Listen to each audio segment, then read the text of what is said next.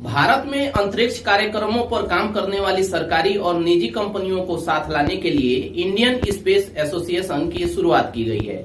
इसमें इसरो के अलावा टाटा, भारती और L&T जैसी बड़ी निजी कंपनियां भी शामिल हैं।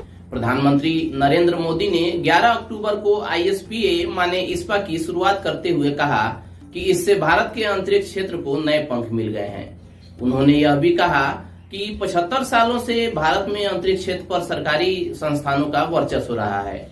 इन दशकों में भारत के वैज्ञानिकों ने कई उपलब्धियां हासिल की हैं, लेकिन अब समय आ गया है कि भारतीय प्रतिभा पर किसी तरह की पाबंदी ना हो, चाहे वो सरकारी क्षेत्र में हो या निजी क्षेत्र में। ISPA का उद्देश्य अंतरिक्ष क्षेत्र की सरकारी संस्थाओं और निजी कंपनियों को साथ लेकर एक नीतिगत ढांचा तैयार करना है। इसके संस्थापक सदस्यों में L&T, टाटा समूह की कंपनी नेल्को, भारतीय इंटरप्राइजेज की कंपनी वनवेव, गोदरेज, मैप माई इंडिया और कई कंपनियां शामिल हैं। भारत में कई दशकों तक इसरो ही अंतरिक्ष क्षेत्र में अकेले काम करती रही, लेकिन हाल के सालों में इस क्षेत्र में कई भारतीय और विदेशी निजी कंपनियां भी सक्रिय हुई हैं। जैसे वनवेव 322 सैटेलाइट लॉन्च कर चुकी है। कंपनी की योजना 648 सैटेलाइट लॉन्च करने की है, जो धरती से ज्यादा ऊपर नहीं होंगी और संचार व्यवस्था में मदद करेंगी।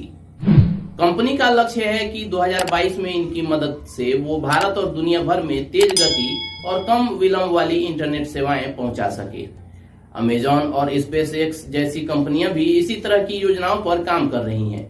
इसे स्पेसएक्स की तो 1300 सैटेलाइटें लॉन्च भी की जा चुकी हैं। इस समय सैटेलाइट आधारित संचार व्यवस्था का इस्तेमाल कम ही होता है। इसका इस्तेमाल या तो सरकारी संस्थाएं करती हैं या बड़ी निजी कंपनियां, लेकिन माना जाता है कि आने वाले सालों में सुदूर इलाकों में इंटरनेट पहुंचाने में इसका बड़ा योगदान होगा। इसरो के मुताबिक वैश्विक अंतरिक्ष अर्थव्यवस्था का मूल्य करीब 360 अरब डॉलर है, लेकिन भारत की इसमें सिर्फ 2% की हिस्सेदारी है।